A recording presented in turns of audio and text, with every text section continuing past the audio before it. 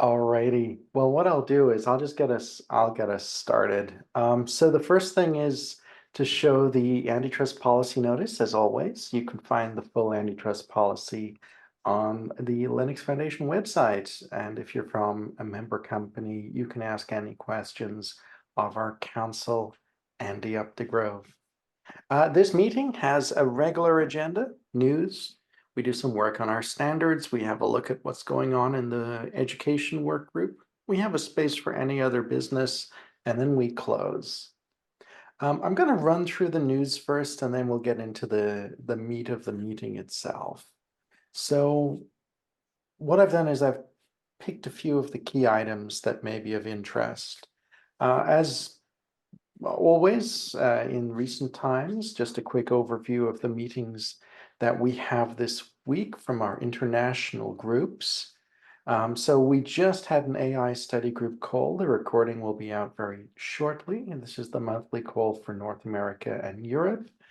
We have an automation work group meeting tomorrow, and then we have an Asia Sync call for AI on Thursday. There are other meetings of local work groups in local languages, but this is just intended to give you the global stuff.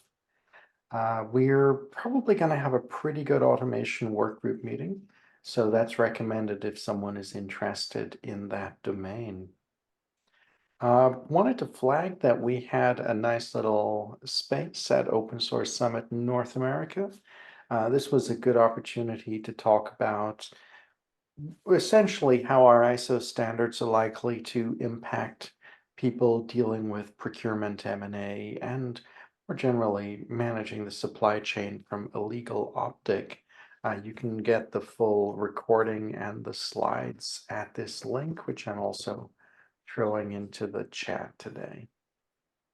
Now, perhaps interestingly, our talk was part of the Operations Management Summit. That's a new thing, which has been built in collaboration with LF Research. We had some people like our chair, Jimmy Alberg, contributing to how that would work. And the idea is to have a track complementary to the brand new LF Management and Best Practices portal, pulling together the various projects around the Linux Foundation related to the business management of open source.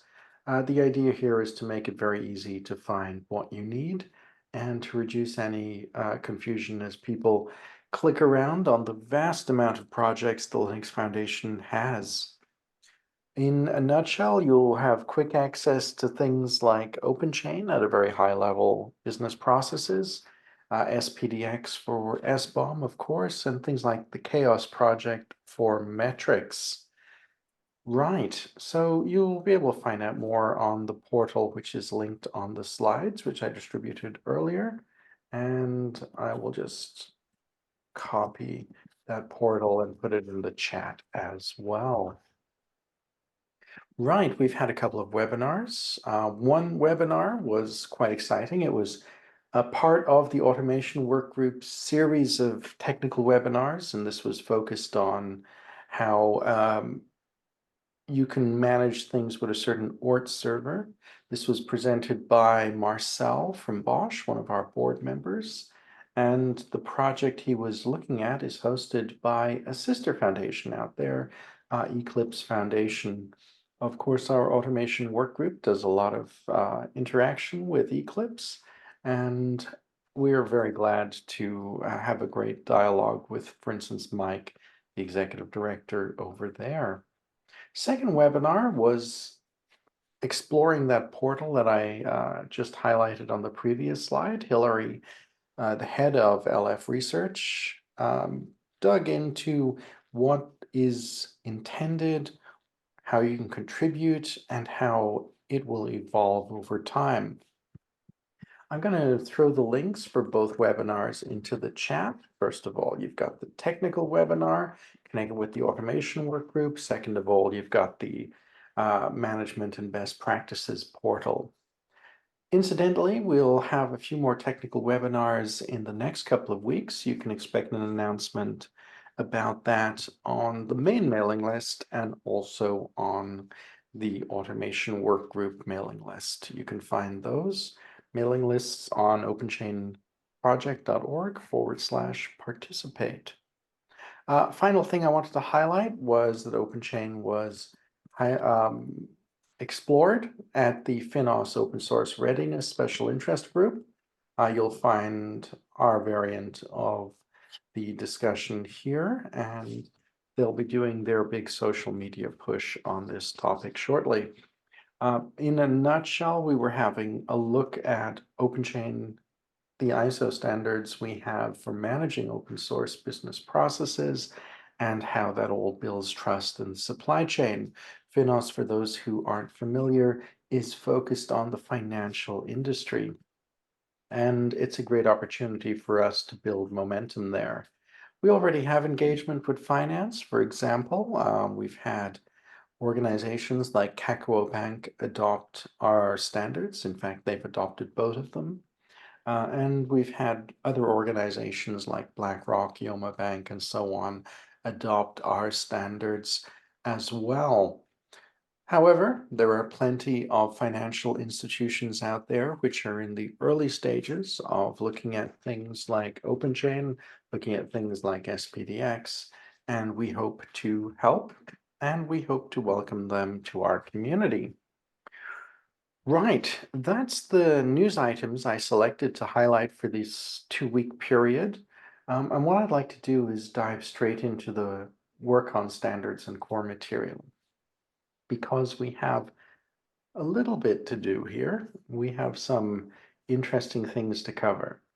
Now, for those who are curious and want some background, we have two major standards. We have the security specification, and you'll find that as ISO 18974, and we have the licensing specification. You'll find that as ISO 5230. Now, we're always looking at suggestions for improvement to these documents. We collect these suggestions over time, and they go eventually before our steering committee. The collection of feedback is on these calls, the monthly calls, also our specification mailing list, and we have face-to-face meetings as well. We track everything on GitHub, and you'll find all the open issues as we work on suggested draft updates to these specifications on GitHub. You can also review the suggested updates, and you can get a feel for what might go before our steering committee in the future. Just to highlight that we're in no rush to update the standards per se. What we are doing is providing a mechanism for everyone to jump in and make suggestions. It's very important that our open standards are developed openly. Right, on the last call, we had a look at a few things. I'll just put the link in for the full recording of the last call. Now, we had a look at two issues, one related to security assurance, one related to license compliance. And in a nutshell, we're tidying up open issues before we enter a public review period where we're going to solicit new issues for a period of approximately 9 months. The security assurance spec has a few open issues. License compliance, I think, is down to only 2. We've been closing a lot of issues on the previous calls. Now, the issues that I just flagged are still open. On the last call, we didn't have many participants, so we just had a look at them and left them for this call. Now, as it happens, I've done some work on these potential issues, and this is what we're going to get started with. We're going to have a look at security assurance first, and we're going to have a look at what was suggested. So this issue, which I'll put once more into the chat, is related to essentially our definition section. And the nutshell is that there was a suggestion to add or expand some of the definitions to help people have more context for the security assurance spec. And the suggestion was to add something related to secure software development and to expand something related to security testing. These suggestions have a potential implementation that is on screen and in the chat. And I'd like to take a moment to give you a chance to have a look at that and to let me know what you think about potentially adding these definitions to this draft future version of the specification. And that draft is now sent as a link to the chat as well. Bear in mind, this is about expanding the definitions, not expanding the requirements, and the intent is to cover more ground. The question is, where do you think these additions and changes, in whole or in part, will be beneficial to the security assurance specification? Now, if you say yes, or if you say no, it's not locking anything in stone. This is a draft document that will be used over time, iterated, on what we think this looks done for the specification work group. Then we hand it to the steering committee, and then they do their own review. So this is about sharing ideas, sharing them today, and not worrying too much about accidentally locking something which you might change your mind about later. Right, any comments?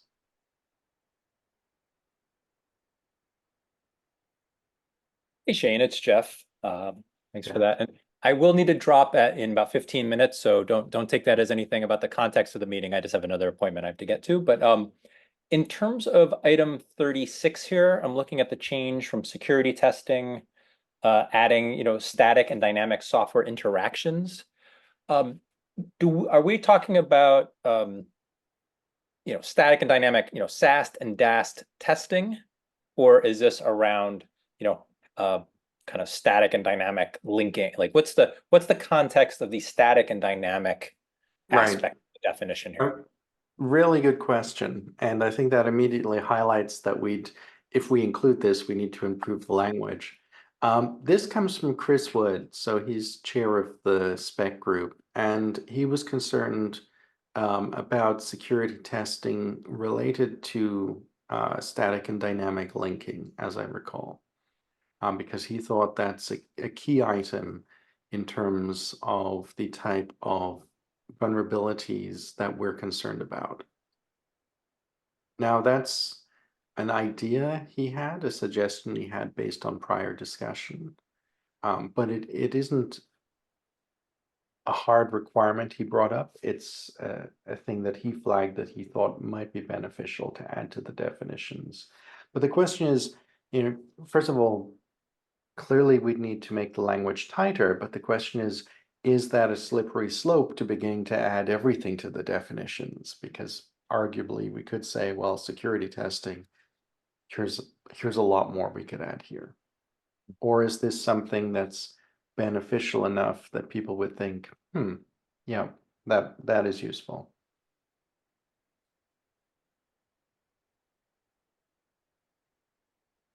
I think I'm of two minds. I think one is having a short and sweet definition of security testing is good.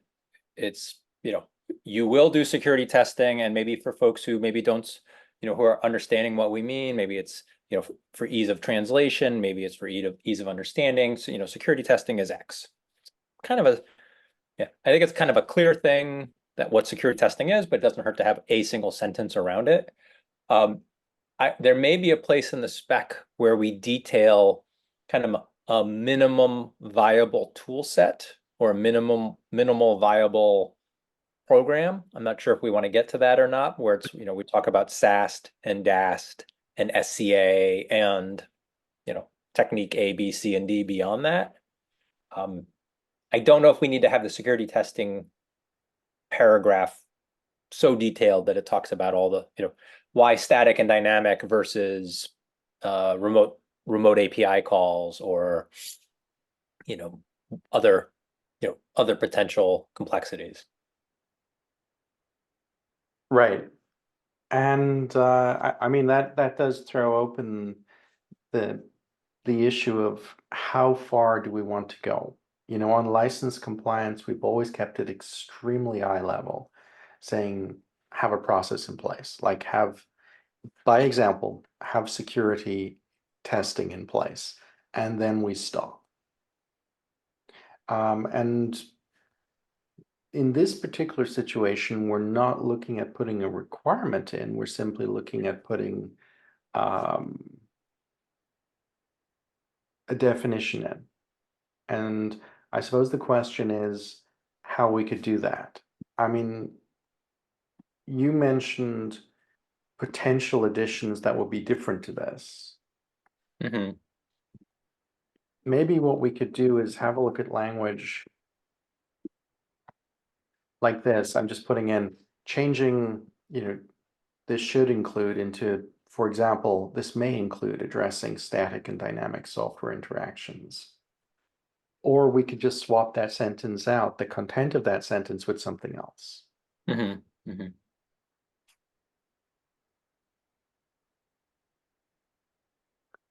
I guess what we should avoid are two-part. Oh, sorry, go ahead, Jeff.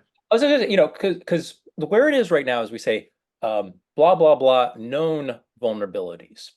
Right, Um, I think that often gets wrapped up into CVE management right, versus a general security testing program. I might find bugs in my own proprietary code that is not a known vulnerability.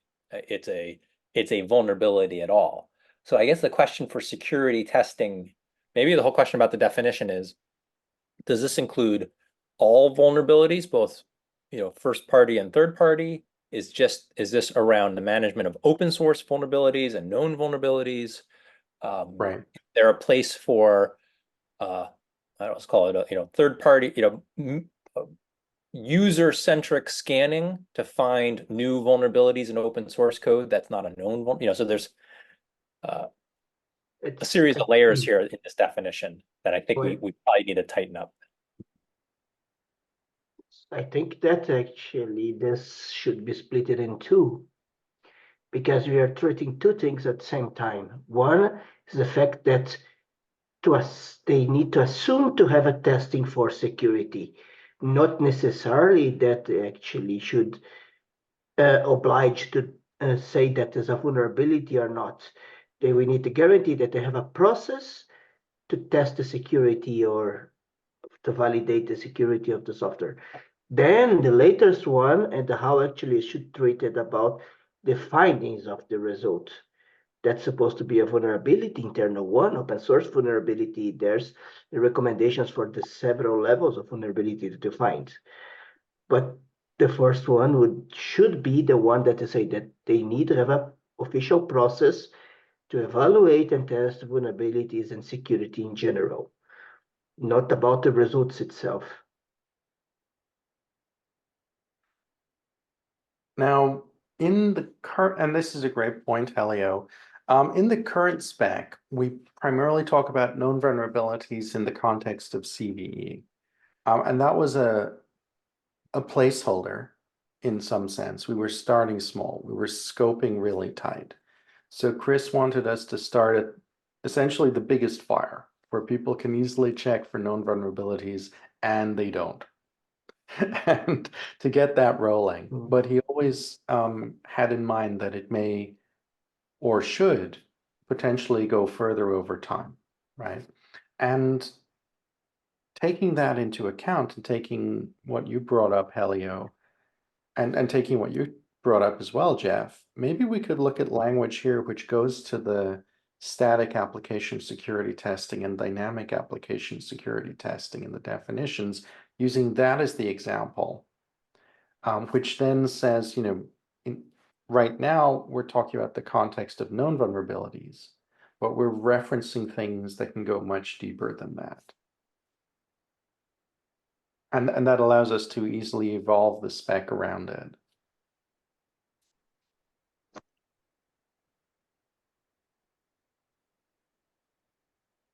Yeah, I think I would agree on that what all of you guys say, that basically this is more than just one thing, because known vulnerability is one thing, but then the security testing, which is kind of another thing. And known vulnerabilities are more or less CVEs and whatever they are in place today.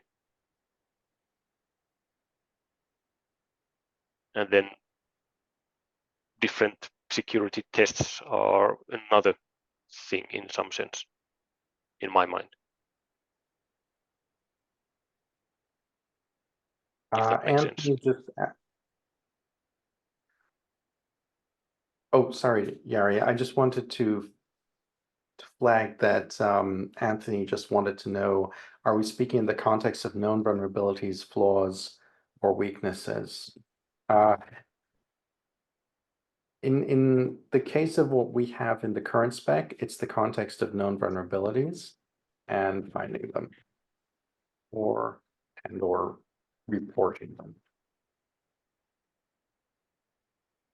Yari, in the case of what you mentioned, I guess there's a potential hole. If there's an example here and the focus is known vulnerabilities, but we want to leave open the door to going further, maybe we need to look at the for example sentence. What's the best way to find a known vulnerability? I mean, the simplest starting point seems to be check your version of software against the CVE database, right? So I think traditionally that's where SCA software, I think is on the dev side is the traditional tool for discovering known vulnerabilities. If I'm looking at running systems, I may get that from a DAST scan or a network scan or a pen test scan. So I think it depends on whether I have my dev hat on or my IT hat on, which tool will find a known vulnerability. Yep. And then I think on the unknown side, Yeah, that's exactly. very often where the SAST appear, SAST scanning or human analysis, which we'll find for the unknowns. Could it work then to have the example, this is the process for analyzing software or other components.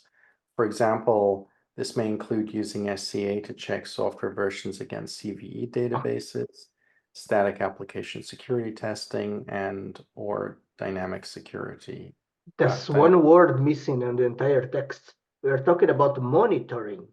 That is never this. So monitoring vulnerabilities. Yep. I also saw, Jeff, you put in a potential text as well there.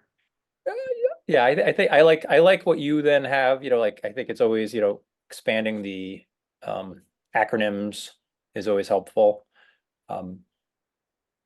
I find the first part a little clunky, kind of the understanding current and potential and then known. Like we have a lot of A's then B's and A's then B's and A's and then B's and C's in the sentence, which makes it a little more maybe too complicated for translation and understanding. Yep. Taking your one, Jeff, and just adding the expanded text for the definitions. We have something like this. Helio, you mentioned monitoring. Yep. Yep. Would this be potentially adding it at the beginning, the analysis of, or sorry, a process for the analysis and monitoring of software? This is for the known vulnerabilities part, right? So this would be in the known vulnerabilities. Jeff added unknown as well because he likes to make things complex.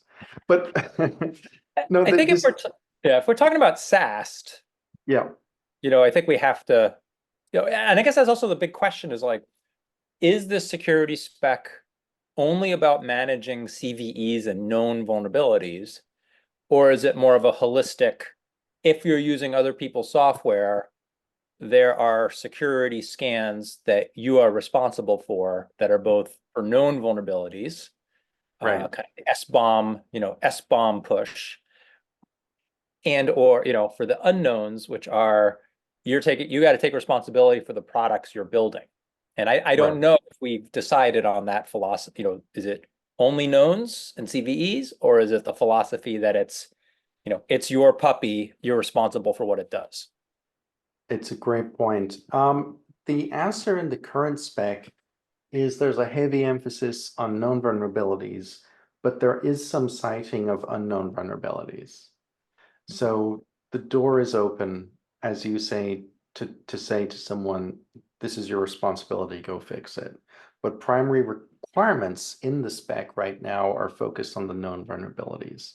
However, that doesn't preclude us talking more about the unknown vulnerabilities, and it doesn't preclude us adding unknown vulnerabilities to future revisions. So it makes perfect sense to go down that avenue and explore it, because ultimately, like Chris started with the biggest fire with the intent to go further.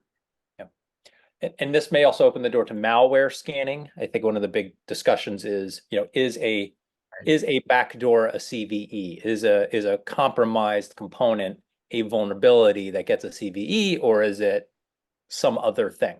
And until XZ, I think we really weren't giving CVEs to compromised components. We treated them as a different thing. They weren't a known vulnerability. They were something else. Yes. Yeah. And maybe that's going to change going forward, but I think that's still out in the universe. There was an interesting comment made at a recent event where someone was talking about the XZ compromise as something new, but coming from the domain of, net-centric warfare and cybernetic warfare, it's not new. It's the fundamental approach. It's always been. I mean, goodness knows how much software is compromised. A lot. The question is, have we discovered it? And the answer is mostly no. But this has always been the case. I mean, this is fundamentally one of the main ways you do things. You infiltrate software. It's just that it's normally been nation states focused on it and that have had the resources. This recent open source one was eye-opening because it went a lot further from someone doing a very scoped activity against a particular isolated identified target. But yeah, Jeff, you raised a good point. And this malware question is sadly not yet addressed in any detail in our domain. And probably as we dig more, we'll almost certainly find reasons that we should be addressing it. Just to remember that now with the CRA, the companies are liable for anything that is there. So we need this basically specification to be kind of a template of what they need to do, because Right. now they cannot escape anymore. Oh, Jeff, take care, and thank you so much for getting this conversation rolling in this way. It's See ya, super bye. useful. Say it. Thanks. Sorry, I have to drop. Bye. All right. Helio, this is a very good point because we're not looking at a situation where we might be getting prescriptive. We're looking at a situation that companies, if they're doing business in Europe, by end of 2026, will be liable for this stuff, period. So we need to help them on that if we're going to work on open source security assurance. Not an expansion of our mission, but addressing the market changes. Interesting and a good point. A lot of fun. A lot of responsibility because we want to keep things as light as possible, but we also don't want to leave a gaping hole if we say that we're looking at security assurance and key processes. At that point, I'll move to do software for children. You're out. You're done. Okay. Yeah. Yari raised a good point. If we were to add more to the spec. Like this is a hypothetical, Yari. I understand. It's like thinking through the issue. Correct. Yeah, this is just food for thought. Yeah. Yeah. If we're adding more to the spec, like DAST, SAST, potentially pen test and malware, should we discuss code quality, which is also an issue of security? So The short that's actually you could look at for the other way around point, not actually say something that fits on the probable new laws or everything that comes, but pick what they are planning, like the CIA on the side of the US, and what they expecting theirs, and and modify this spec according to what they already say, that will become law itself. Yep. Okay, this seems to fit in the addition. So way back at the beginning of this issue, we're currently on the change on security testing. But the code quality seems to be on the suggested addition of secure software development. And this would suggest, just hypothetically, then again, we're in the reference material, we're in the definitions here. We're not adding new requirements. But instead of just saying a process for the development of software using secure programming techniques, and this is where we come in, we add something regarding code quality using best practices.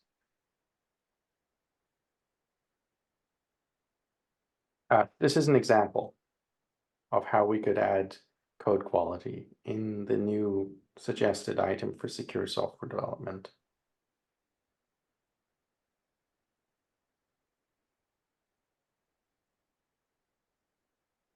Yep.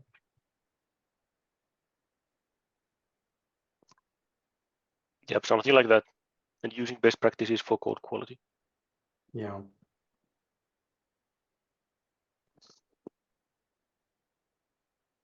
That doesn't seem very controversial at all. And again, we're in the definitions. We're not in the requirements yet.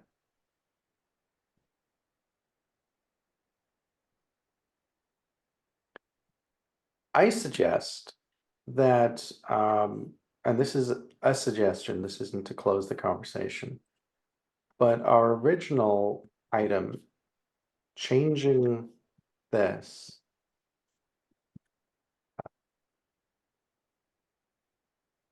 So changing this to this. So this is taking into account the discussion we've had so far, security testing. It is not doing pen testing or malware testing yet, because we probably need to talk those through a little more.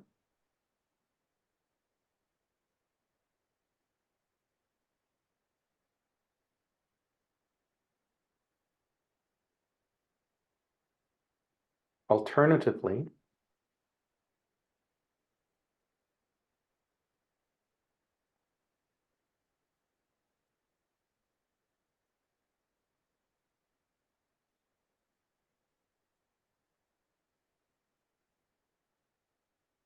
we do this.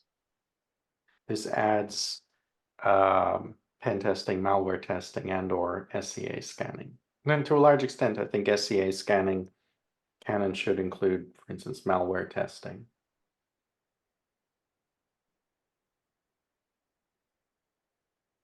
For those of you watching the video who might be wondering what the text is, I'm just going to read this out. Section 2.13, security testing. Original is a process for the analysis of software or other components that allows for understanding their current and potential future management in the context of known vulnerabilities. Suggestion is to add to that. It would be a process for the analysis and monitoring of software or other components that allows for understanding their current and potential future management in the context of known and unknown vulnerabilities. This should include static and dynamic software interactions using techniques such as SAST, DAST, or SCA scanning. And then the second variant has exactly the same text up to SAST, DAST, and then it says pen testing, malware testing, and or SCA scanning. It's getting pretty wordy, but again, this is the definitions, not the spec itself.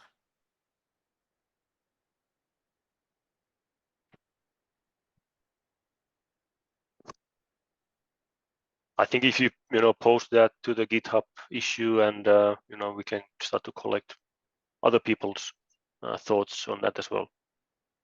Okay. One word makes me nervous. It's should, and that's because it's just a definition as opposed to a requirement. So I do have a suggestion. Instead of saying this should include addressing static dynamic interactions, maybe say this may or this can. Yeah. They Maybe can, use yeah. that. Yeah. Because Thumbs up who from knows, coming year or two, there's some AI tool, and you just tell to the AI tool that, hey, check this for all sort of security issues, and you're done. You don't need to do all the Yeah. different Yeah. who knows what tools nowadays they are.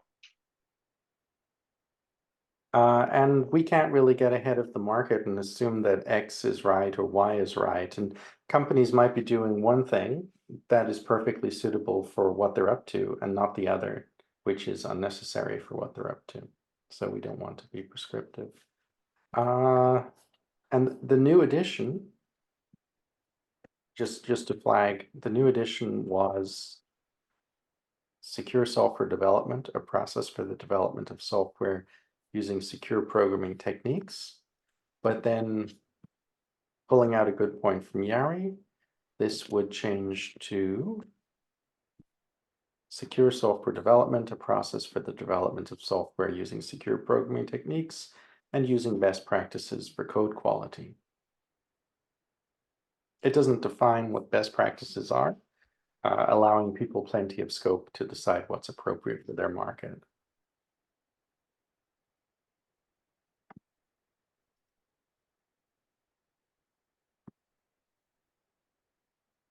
Does that look okay to put on GitHub for people to do final comments, and then we close it off on the next call? So that would give it 2 weeks.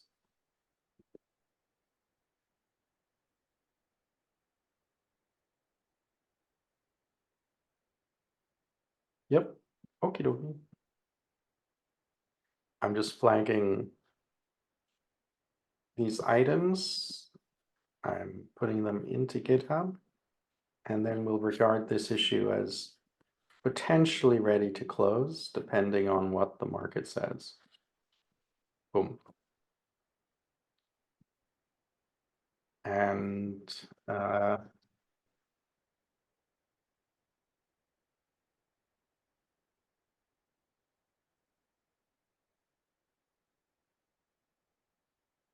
I'll just add that we want the comments ahead of the next call.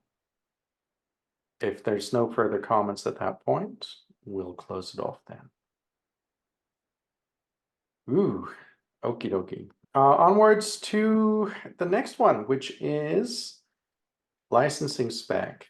And this is something that's been open forever. Just putting this into the chat so people have the link if they need it. We're having a look at verification material for training. Now, there's a lot of text here, so I summarized where we're at. Recap. Basically, Andrew Katz identified that we basically jump from having, if I can pull it.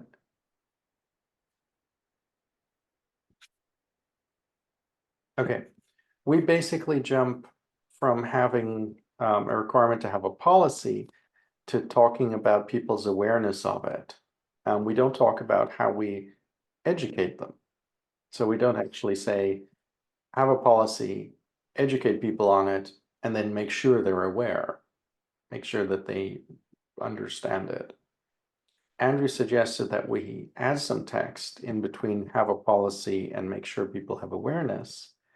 And he suggested we add something like a documented procedure to assess the competencies of program participants and provide education, training, or review of the relevant role as appropriate. Now, quite a lot of text here. I'm going to put this in the chat. So I noted that there's a concern on my part with the addition he suggested. He suggested adding it into the same section where we say have a policy. And the policy section is scoped entirely to policy. But the next section, awareness, covers policy, open source objectives, contribution to effectiveness of the program, and implications of not following the program requirements. So in other words, what we actually did was jump from have a policy into have awareness of a bunch of stuff. And we didn't have the interim train people. So my suggestion is that we potentially put the training into the awareness part into 3.1.3. So we don't put it in the policy part, we put it in the part related to overall awareness.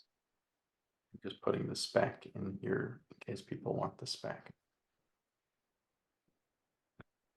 So my suggestion, therefore, and I'm sorry this is long-winded because it's an issue that took a bit of digging into.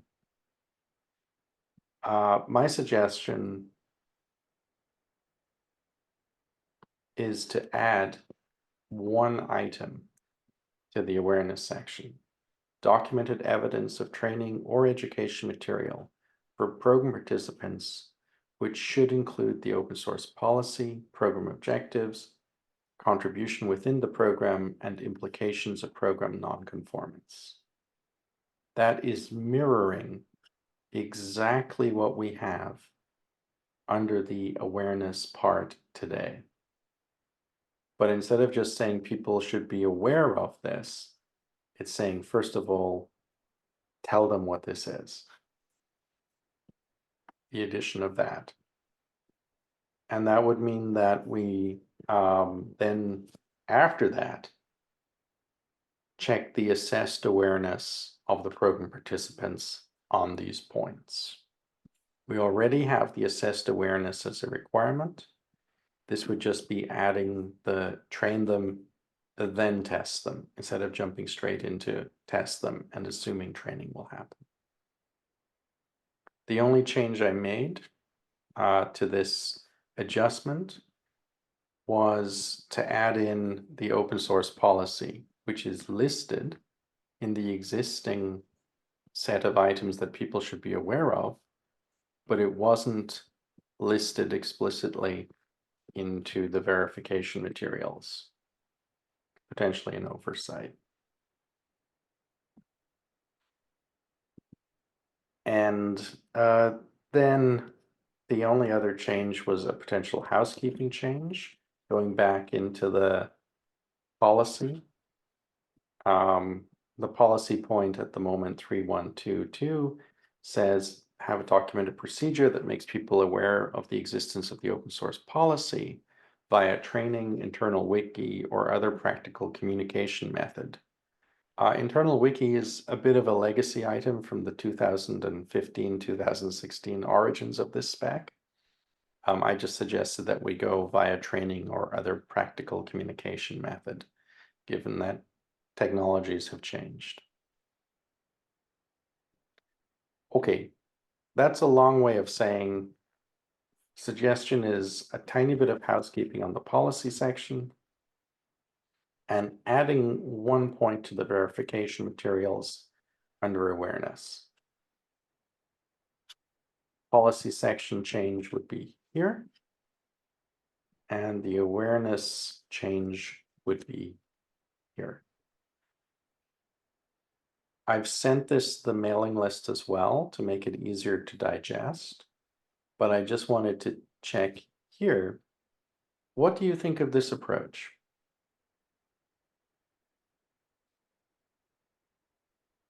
Mary raised a question or review of the relevant role. Hi, Chase. I like getting rid of the wiki part. That makes total sense. I was Yep. just reading the changes. It is a little bit hard to follow in this way, but it looks like they wanted to add or review of the relevant role as appropriate. I was just trying to figure out what that means. Does anyone here know what that means? I'm just checking where that text is exactly. Can you show me exactly where that is? Yeah, so a second. I think I pulled it up in a window.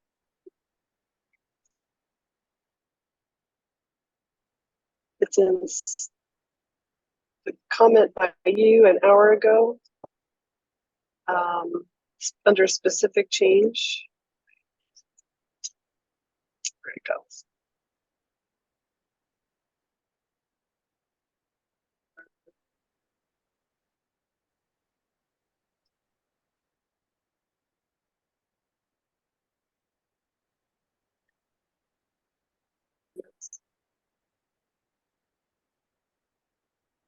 Oh, maybe it's going away. Maybe that's a good thing because I don't see it here in the full text. Yeah, I think that might have been Andrew's suggested text. Yeah, that was Andrew's original suggested text. That's yeah, he had that as a suggestion to add it, and I axed it because it didn't seem to read on our current wording. Right. It seemed to be like an addition. Yeah, no concerns here then. Yeah. So what I was trying to do with the wordsmithing was to basically make sure no requirement changed at all, except that we would add the missing point where we're saying have a policy, and then we're saying have awareness of this list of things, and we never said tell people and then assess them on it, not just assess them on it. But I was trying to make sure that none of the language would introduce any additional requirements. So review of the relevant role, I didn't include in the draft. Got it. Okay. Yeah. Yeah. I appreciate that. Thanks.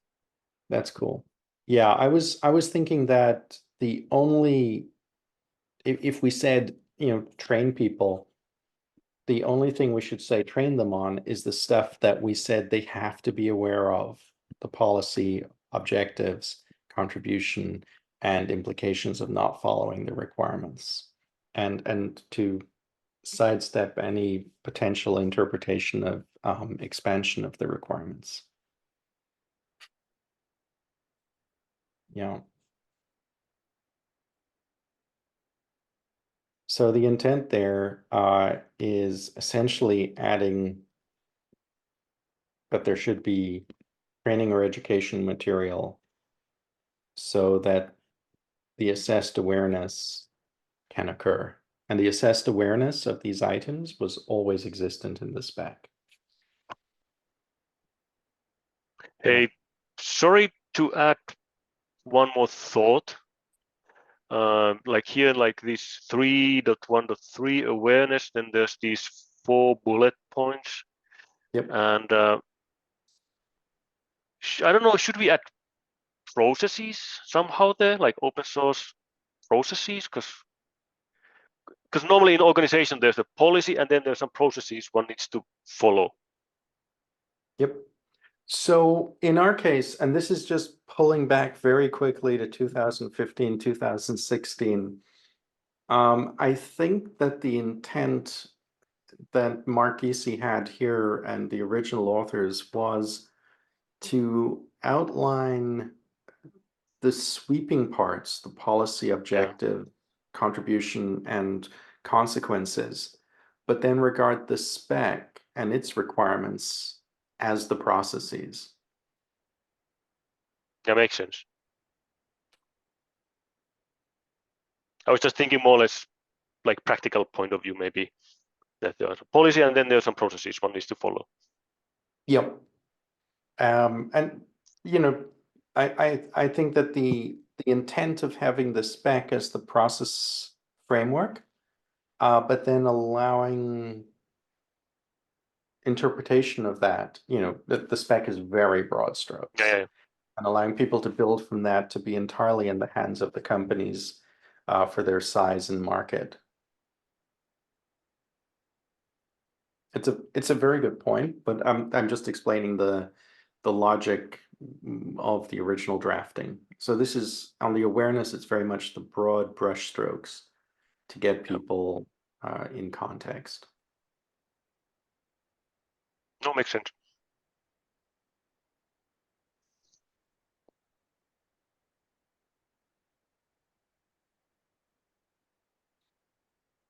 Okay.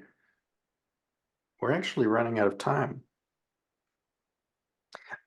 Which is probably good because it's 2 a.m. here in Japan. But apart from that, looking at this particular issue, there's a lot of text, and we should probably give people more time to come back to this and review it. So how about we put this under the same review note, 2 weeks to have a look at it.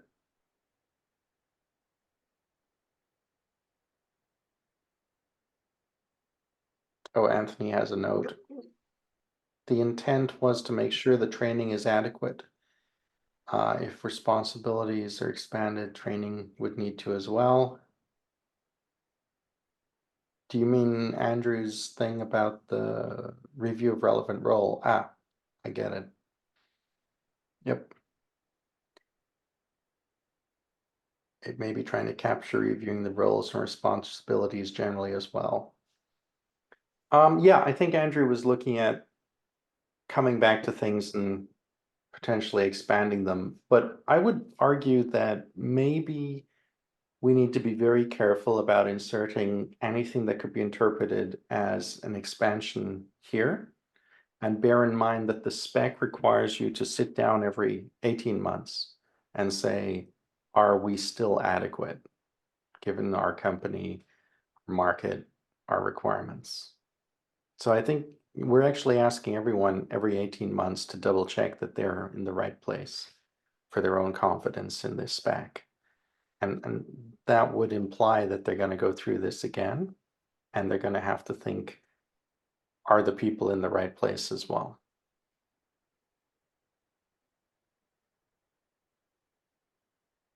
This isn't to say that we couldn't end up inserting more language here, but I think it's a different discussion to what we have in saying have something like a policy and then have people aware of a bunch of stuff and we're just missing educate them in the middle.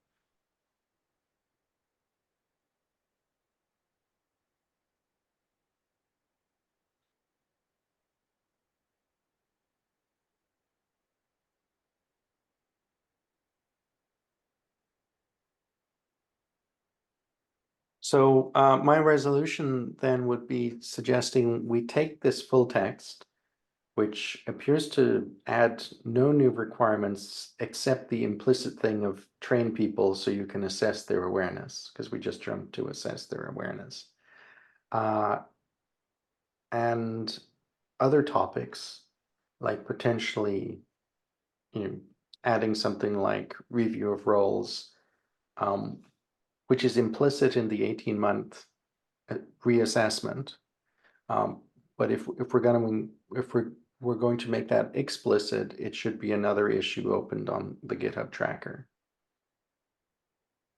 And the question is whether anyone wants to open that as an issue now, or we close off of what we have here, give it a 2-week review period, and then merge it with the draft.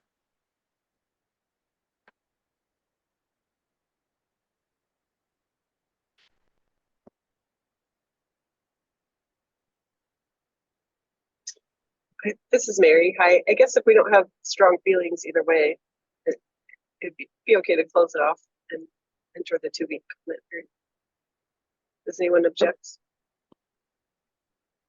I like that approach. Yep, okay, I'll just make a note.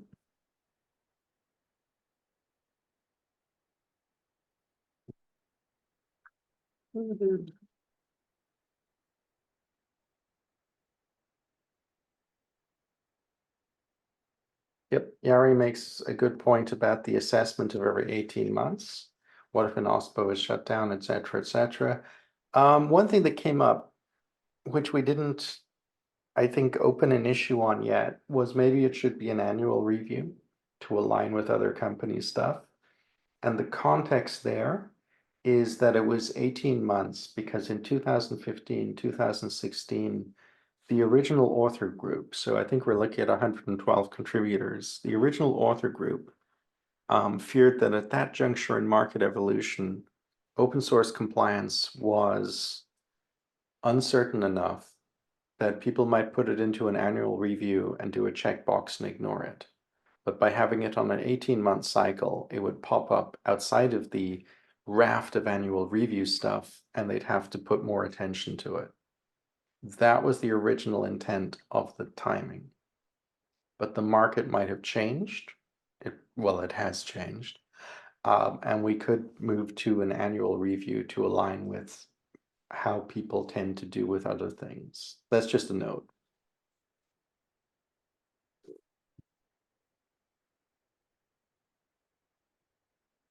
Would you like me to open an issue about the 18-month cycle? And if so, in that issue, would you like me to cite an annual review or a different method? Yeah, and I think one point there would be that basically if the organization is not doing that every 12 months or whatever, then it's kind of like no longer conformant with ISO 5230. And I don't know, the name should be taken out from the website, etc. But I'm I just know that adding. at the moment, you know, that that organizations give their logo or whatever name to OpenChain is not mandatory anyway, and they can keep that to themselves as well and their customers or clients. And also, you only give your logo when you first become compliant. You don't have to reaffirm every year on the website. So it could stay up there forever, in theory. Yeah, true. Because I'm just thinking that, you know, if organization gets through the whole bane that they get, you know, 5230 conformance, and then I don't know, whoever people were doing that, the OSPO gets, you know, shut down, then there's nobody to take care of that anymore. And outside world might think that, oh well, you know, organization XYZ is still conformant even though it's not.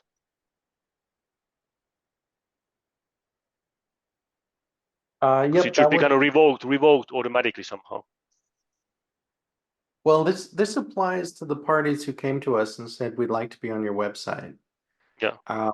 And the way the intent was that those parties were the extremely motivated ones that wanted to be listed.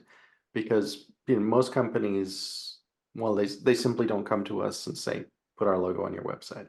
So we've got about 105, 110 that said, put our logo on your website. And the intent was that those parties could be flagged if anyone had a concern about the validity of their program at the current stage. And it could be flagged by a customer or someone else in the supply chain if they thought, no, I think that's done. I think there's an issue here, but that we wouldn't police it ourselves. Yeah. That was the intent and the origin of that approach.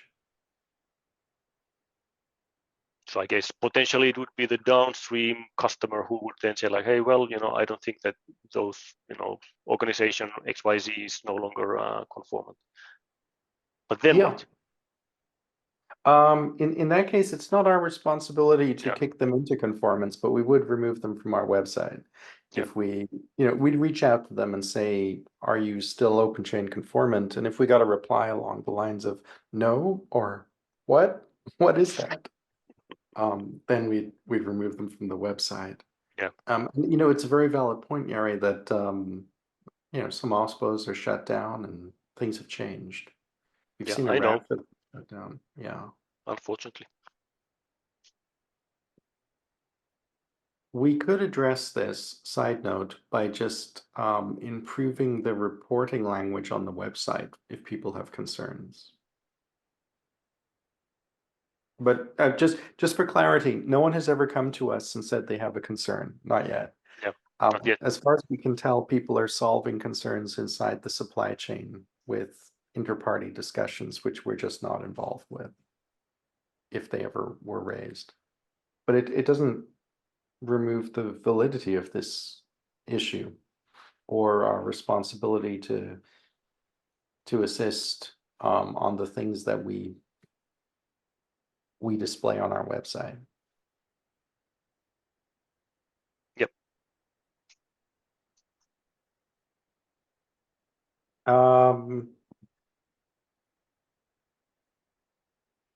So I've just put in on this issue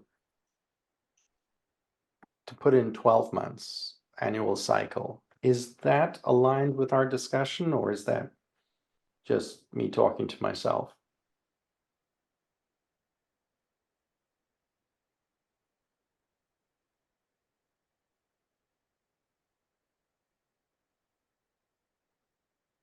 How we can make this check?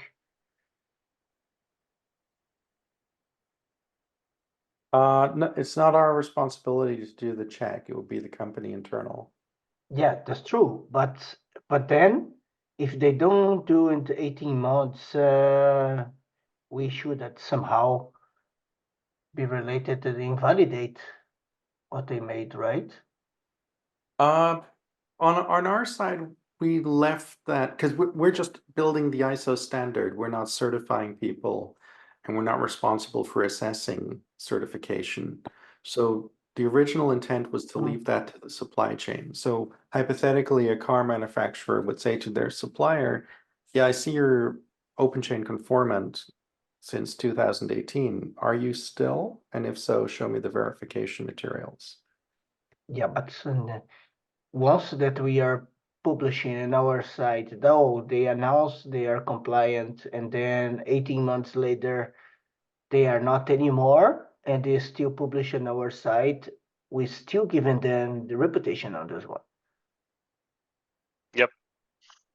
Yep, that's correct. I mean, the original intent was to put the burden solely on the supply chain to address this.